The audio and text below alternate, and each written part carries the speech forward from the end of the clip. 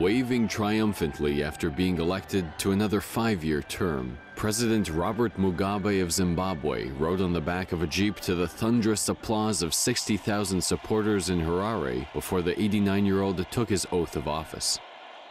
While it appeared to be a joyful ceremony, plenty of parties are deeply unhappy about Mugabe extending his 33 years in power.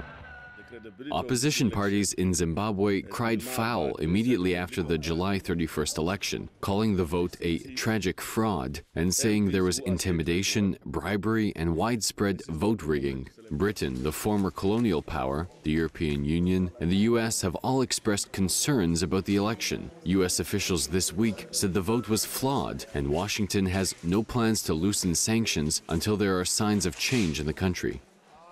During his inauguration speech, Mugabe said many nations around the world hailed the elections as free and fair, with the exception of a few dishonest Western countries.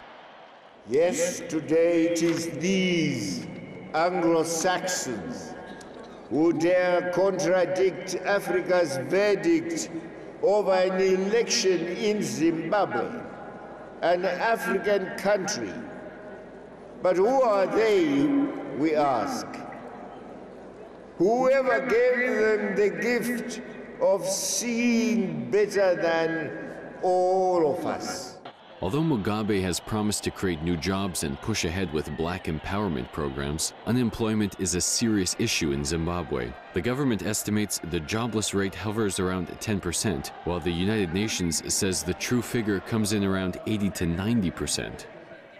So as Mugabe returns to the helm, dogged by international sanctions and a largely unemployed workforce, Zimbabweans may be cheering in the stadium, but there's a very different situation on the street.